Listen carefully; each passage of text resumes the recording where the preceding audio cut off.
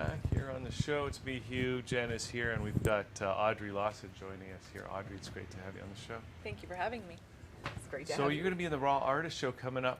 Yes. Are you going to be there both days? No, I'll be there on Thursday, the 15th. The 15th, okay. Yes. And what is your story? How did you become a visual artist? I grew up with a mother who's a painter, so ever since I was young, I was exposed to her in her studio. Her studio was in the house, so I was always, she would set me up with my own project so that she could go into her studio and do her thing. And I have two older brothers, and it was obvious from a young age, my mom says, that I was most drawn to it. So my parents were both very supportive of that, and I did it my whole life, and I was always a daydreamer in school. I was a doodler. So naturally, when I went to university, I studied fine art, specializing in painting and drawing.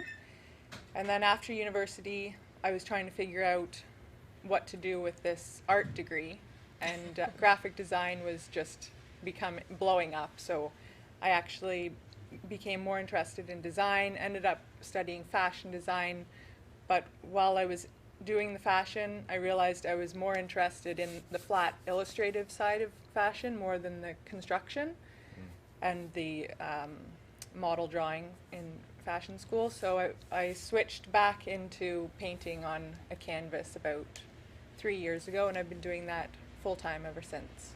Did you ever have an urge to totally rebel against your mother and like become an accountant or? No. No, never? No. Actually, that's not true. I felt a strong sense that I needed to start a business. So for a number of years, I was doing that. I worked towards a fitness business, a tech fitness business, for a while. How'd that go? It was going well, but then a competitor moved into Toronto just as I was launching, and but it's all worked out for the best now. So yeah, that's great. I'm glad. So you're very happy doing the visual arts now as a Yes, I love it. yeah. Mm-hmm. That's cool. So one bit of bad timing actually ended up being a good thing for you. Yeah, everything happens for a reason, and it's not always easy to see that in the moment, but retrospect it all makes sense. Now we've got a couple of your images here that we can kind of look at. Maybe we can look at them and then talk about Okay. how they came to be. No, you brought a really big one in. Maybe we can look at that one first. There's It's one, and then pretty. we got a detail of that too. Let's tell us about this one. This one I've called the gloaming. The gloaming is the time after sunset and before darkness, so it's sort of dusk, twilight. And when I start doing these paintings, I don't know how they're going to look at the end of it, and I actually paint them upside down so that I'm not too focused on what it looks like. I'm more just thinking about playing with the paint, and then I flip it upside down, sometimes halfway through to see where it's at, and then flip it back and continue. That's interesting. Does that actually apply to? Do you do a lot of these kind of like sunset? Like this is like over water, I guess, or it feels like it's over water, but it's actually just the feeling of it. It's not. It's a necessarily feeling that's of what it. that is. Yeah, to me, they're sort of sitting in between landscape and abstraction. My work up until this series I started in August, was always figurative. My whole life, I've worked doing figures, sometimes more representational and sometimes more abstracted. But after my last show in July, I wanted to make a change, and I was feeling like my old work was very constricted, so I wanted to open it up. And by doing this, it allowed me to play more with the paint, and it's more fun. I'm enjoying it very much. Is this more what you're doing now? These large, colorful canvases? Yeah, in my studio, I do the large oil landscape abstract paintings, and then every Friday, a group of artists and me do life drawing, and in that I do watercolor. Now we've got another. We do have a life drawing here. Yes. So is this an example of the other now that we're going to see? It is, yes. This is from one of the classes. All right. So let's. It's not a class, but Did you have a it's model for session. that? This is from a model, yes. Okay. And that's watercolor. Yes. Okay, watercolor I find very, very difficult because it's very, you have to be so careful and it's so constrained in terms of like, if you make a mistake, you're screwed, I think. That's the way. But this is beautiful. Like this is more delicate and more detailed than I usually see watercolors. And this, how long a pose was this? The pose would have been, we do 3-hour sessions and start off by doing a minute, maybe 5 Just like a quick minute. gestural drawings. Yeah, and then we do a 15 minutes, which we usually extend to half an hour because it's not long enough, and then the rest of the session we'll do one pose. So this would have been about 2 hours. And would that have, do you actually take a break at a point during that 2 hours, or do you just go straight through? We take a break. I'd prefer not to take a break, but the model needs a break, and it would be against human rights to. This one looks pretty comfortable, but some of her positions are a little more strenuous. So this is almost like practice, it seems, for you, right? It's funny you use that word because somebody else said that the other day, but I brought up the point that it's all practice, regardless of whether it turns out to be a finished product or not. Yeah. I find when you put those, like the pressure of, okay, this is going to be a finished work, then that never turns out successfully because I find it's too tight. You're not gonna experiment and allow yourself to make mistakes because, as you were saying, those mistakes, they actually add life to the picture. Right. They're a positive thing. Right. Somebody once told me that that she knew that she was supposed to be a musician because when she was making music and she made what would have been a mistake to somebody else, that leads her to a new discovery. It's true. And that's when she realized that was her art.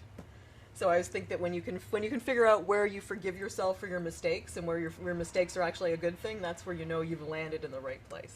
And maybe when you can catch it early enough that you can sort of mold it in a positive direction rather than just going with the mistake a little too far. Which is what I guess the experience comes from. So then. Yes. Yeah.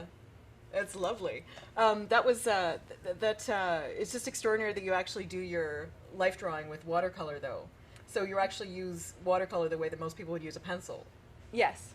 But the idea of you know the pressure of the finished work actually kind of killing the art part of it, though, that must be very different from the graphic design side of you, because there you actually are working towards something that's. Yes, and I don't think that's.